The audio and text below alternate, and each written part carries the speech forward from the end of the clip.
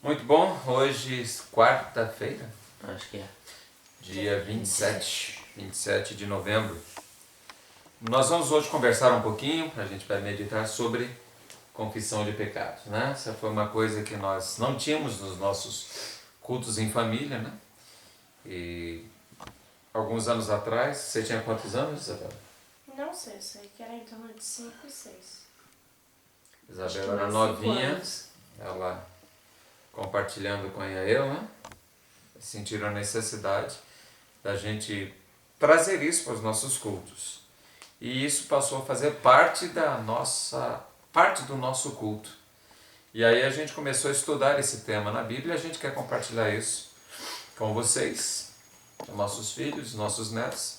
Vai ficar aí registrado para a posteridade. O Zé, lê para nós Levítico 5:5.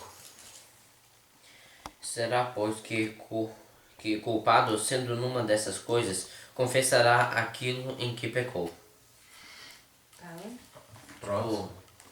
Tipo, se ele for culpado em alguma das coisas que ele fala aqui, da lei, aí ele tinha que confessar. Desde aquela época. O que você acha dessa coisa de confissão, Zé? Acho bom. Você acha bom? É. E você confessa sempre que você Não. faz? Então, até uma etapa, né, filhote? O que você sente quando você confessa? Ajuda? Alivia? Quando você não confessa, como é que você se sente, José? Me sinto pesado, culpado. Não sei, várias reações. Então, em Levítico nós temos bem claramente dizendo: aquele que pecou numa dessas coisas confessará aquilo que pecou. Muito bem, agora Só uma coisa. Aí a gente deixa, aí o texto deixa bem claro, confessar naquilo que pecou. E a gente vê que a confissão naquela época não era uma confissão entre a pessoa e Deus. Era uma coisa pública. Não Exato. era, é aquela coisa que hoje em dia as pessoas falam, não, a confissão é uma coisa particular dela com Deus. E o texto aí não dá a entender isso, que seja uma coisa entre ela e Deus. Esse texto do Velho Testamento deixa bem claro que a confissão era uma coisa pública. Em várias passagens vai notar essa característica pública da confissão. Eu acho que o motivo é bem óbvio, não? Porque quando a gente confessa, a gente revela, dá a conhecer às pessoas as nossas falhas. E aí, grande decepção? Não. É interessante como a Bíblia confessa, expõe os pecados dos seus heróis, né?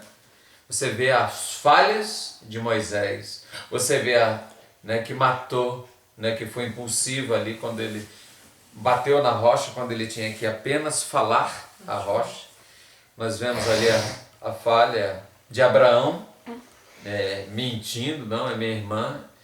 Ele expôs, né, porque ela era esposa, se era meia-irmão, não era outra coisa, né?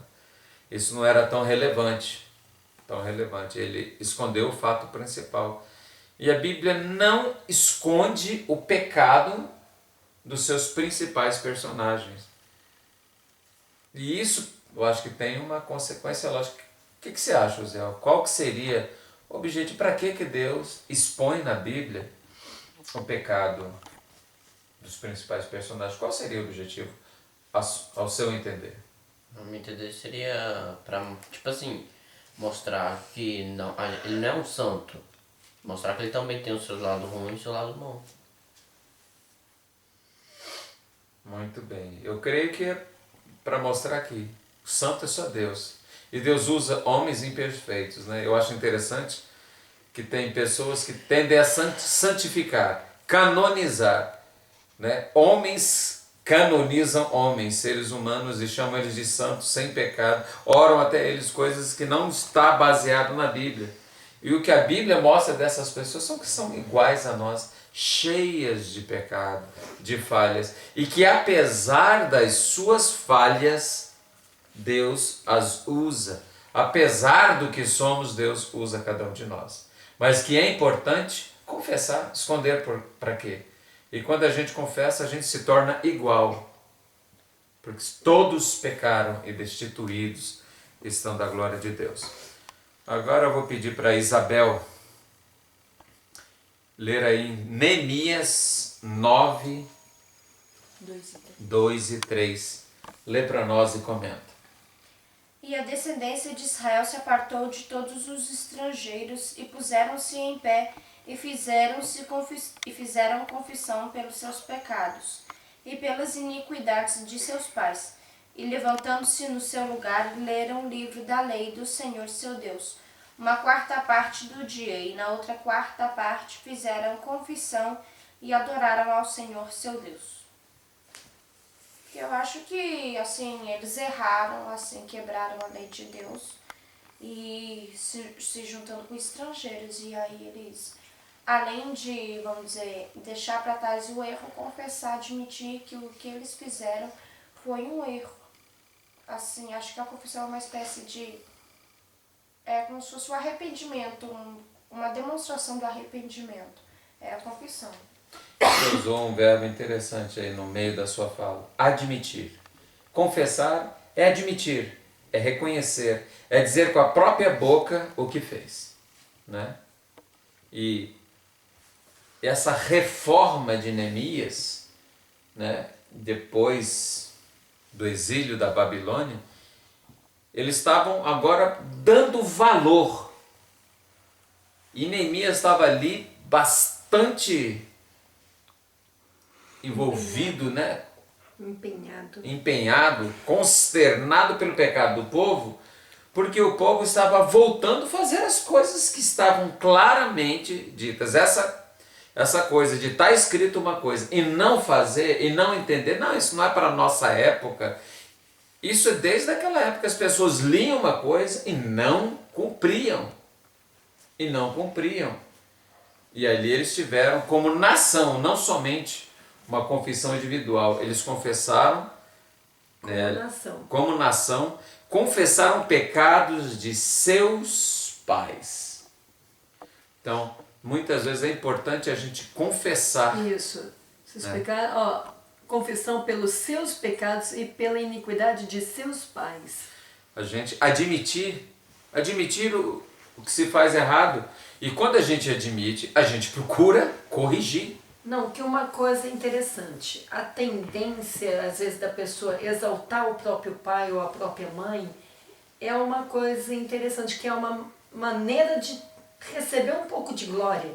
Poxa, eu sou especial porque meu pai e minha mãe são especiais. E, de repente, confessar o pecado dos pais é quebrar um pouco do orgulho também. Quebrar um pouco, não, meus pais pecaram, eu pequei, quer dizer, somos todos trapo de imundície. É aquela coisa, e a Bíblia fala, um coração quebrantado e contrito, Deus não desprezará. É estar quebrantado e contrito na presença de Deus. A confissão ajuda a nos colocar exatamente quem somos. E aí a gente exalta a Deus, porque a gente vê que a gente não é nada, absolutamente nada. Somos trapos de imundície, somos pecadores. E aí ele lê e comenta para nós, Salmo 32, 3 e 5. De 3 a 5. Quando eu guardei silêncio, envelheceram os meus ossos pelo meu bramido em todo dia. Porque de dia e noite a tua mão pesava sobre mim, o meu humor se tornou em sequidão de estio. Confessei-te o meu pecado e a minha maldade não encobri. Dizia eu, confessarei ao Senhor as minhas transgressões, e tu perdoaste a maldade do meu pecado. É aquela coisa, a gente vê que para o perdão dos pecados, a gente precisa confessar, que nem a Isabel falou, admitir os pecados para a gente ser perdoado, a gente admitir que é pecador, não ficar aquela coisa escondendo aquele pecado e achar que é certo esconder o pecado. A gente vê aqui que é aquela coisa, quando eu guardei silêncio, envelheceram os meus ossos. Até fisicamente a pessoa sofre.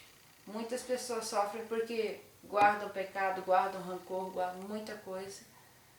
E aí tem gente que cria doenças, degenerativas, porque não aprende não obedece a palavra, não confessa os pecados, não deixa para trás os erros do passado. Muito bem. Uma coisa que, em relação a isso, e isso é Davi falando, e o pecado dele era algo muito sério.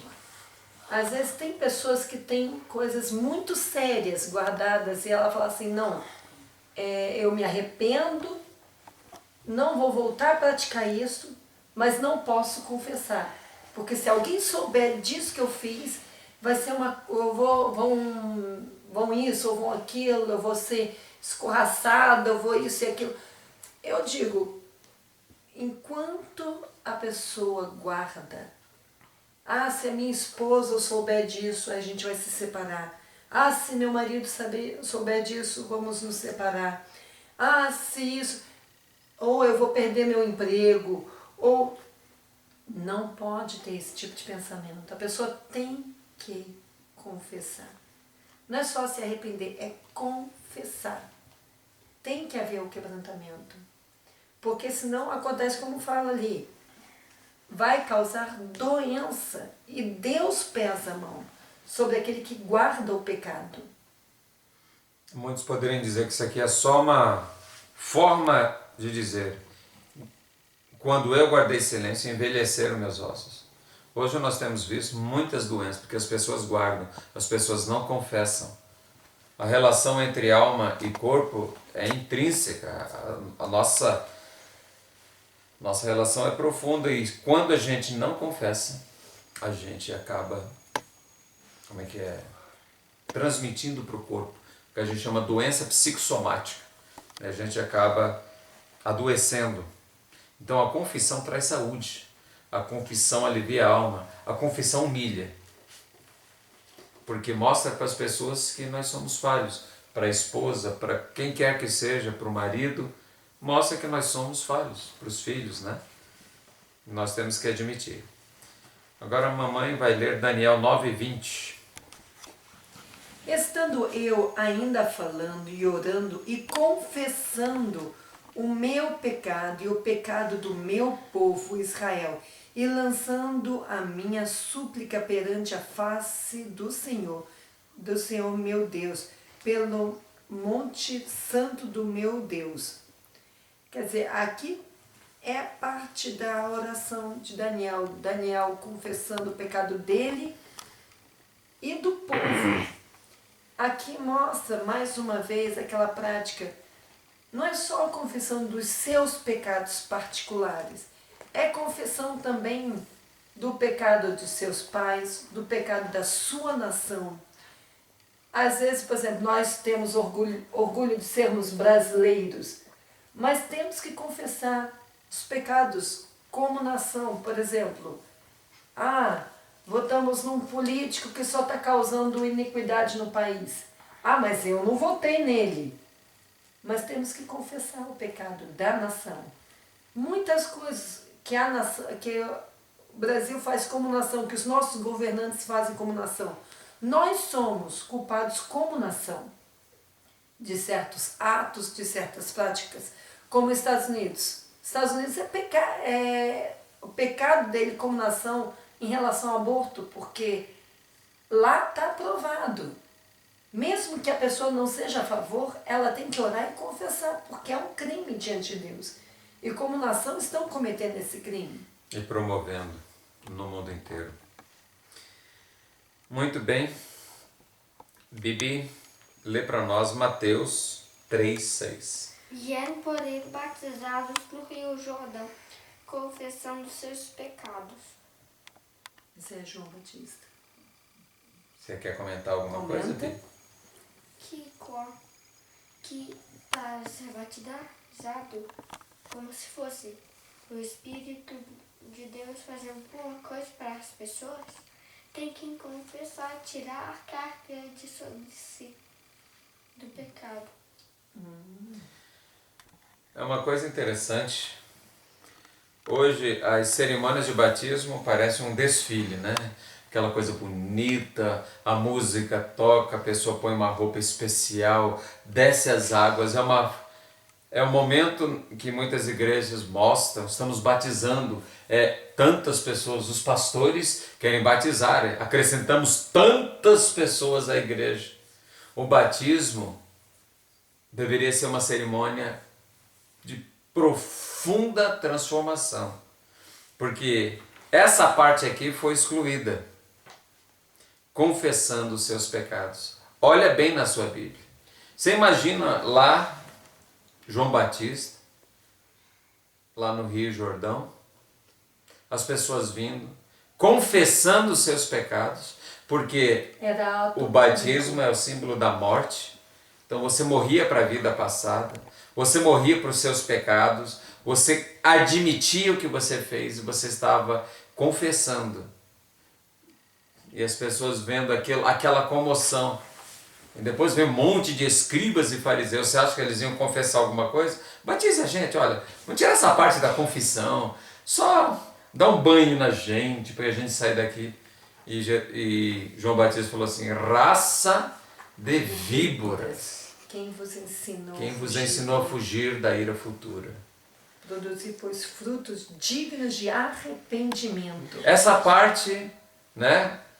Muitos das chamadas igrejas protestantes não querem usar a escritura, sola escritura, não querem, né? Por quê? Seria uma vergonha para os membros da igreja, para o próprio pastor, estarem ali confessando os seus pecados. Então, essa é uma orientação. Não precisa chegar a níveis de detalhe. Senhor, me perdoa os meus pecados, os meus homicídios, os meus adultérios, os meus furtos, os meus maus pensamentos. Dar uma ideia de que você pecou naquela área. Não precisa... Senhor, me perdoa porque eu matei o outro e enfiei a faca assim. Não precisa... Não importa os detalhes do crime.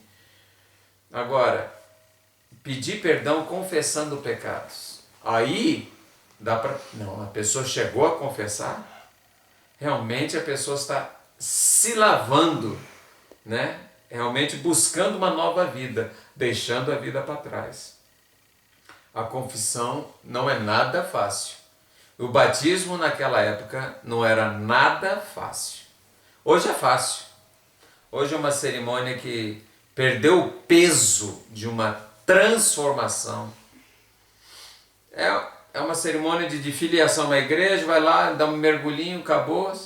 Outros fazem de outra forma, né? Outro tipo de batismo. Mas é importante, eu só quero trazer isso para vocês. E eram por ele, João Batista, batizados no Rio Jordão, confessando seus pecados. Vocês podem tirar essa parte da Bíblia, já tiraram centenas de outras partes, né? Nós já temos aqui compartilhado vários vídeos aqui no YouTube e muitas pessoas, muitos pregadores escolhem o que convém na Bíblia, o que querem obedecer, o que querem fazer. Não é para escolher. Lutero, quando pregou lá suas, acho que 99 teses ali na porta daquela igreja, ele estava voltando às Escrituras. É para continuar voltando. Lutero fez só até uma parte. Tem muito que se fazer. Senão a gente fica como hipócritas, né? Condenando o cego sendo aleijado. Exatamente. Temos que continuar. Então, considere a possibilidade realmente de ajudar a sua igreja a ter um batismo como o batismo que é aqui descrito, confessando seus pecados. E agora, continuando, em Atos 19:18 diz assim: e muitos dos que tinham crido vinham confessando e publicando os seus feitos. Então nós vemos uma coisa, tanto começamos lendo em Levítico, em Neemias, em Salmos, em Daniel, e agora estamos entrando agora no Novo Testamento, Mateus, Atos, e mostrando a confissão pública. E isso, em termos práticos, o que faz com a igreja? Quando um peca, né, todo mundo hoje fica fofocando. Olha, você viu, puxa, viu o que ele fez? Viu? Mas lá no fundo a gente sabe que a gente fez algo igual ou pior. Quando todos confessam, todos se colocam iguais. Iguais perante Deus. Apontar para ninguém. Todos são iguais. Né? Então, a confissão ajuda o homem a se humilhar. Então, cada um deve fazer o que está aqui. Não estou inventando nada, é só abrir sua Bíblia. Atos 19, 18.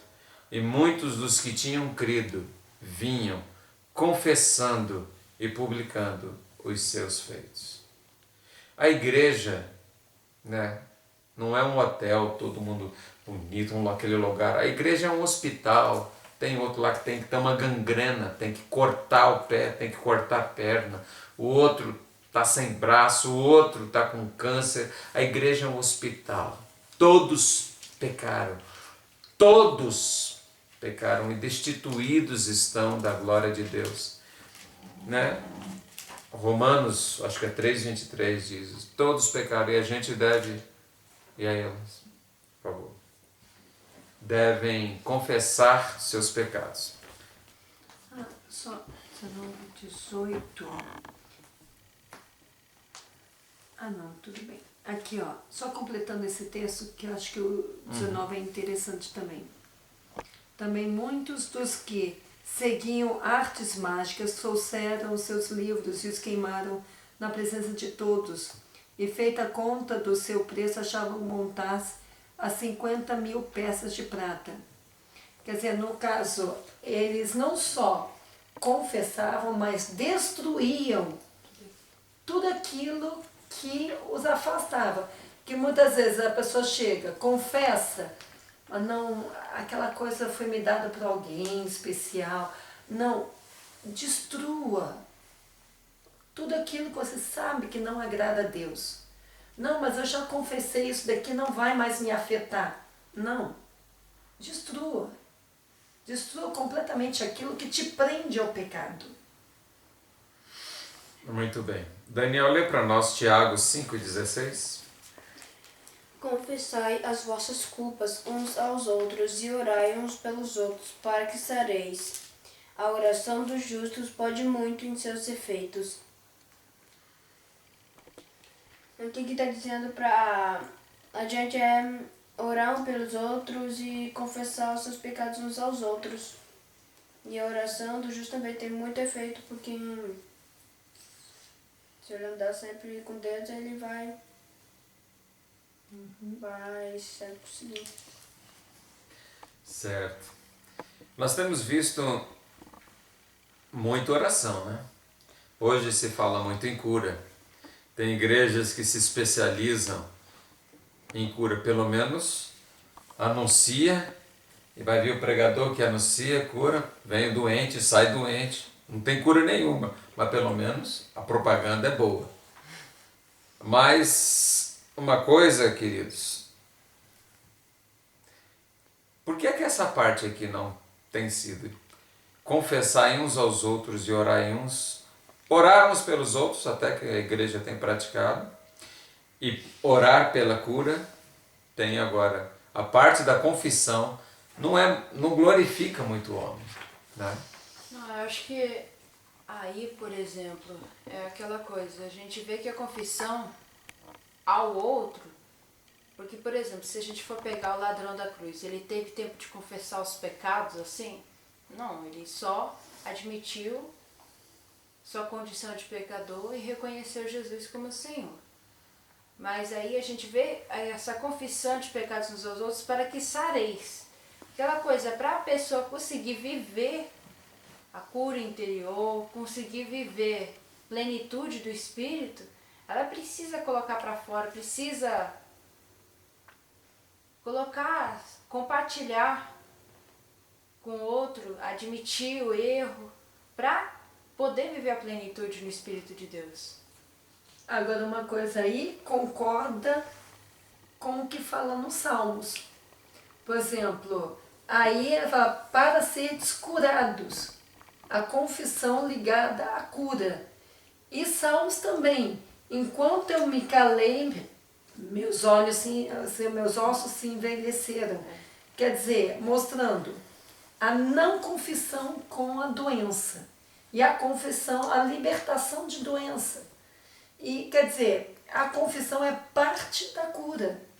Libertação Exatamente. espiritual, se reflete no corpo também, né? E agora, por último, nós temos: se confessarmos... Tem que dar passagem. 1 João 1,9. 1 João 1,9. Esse é o que é conhecido por todos. Tem até a música.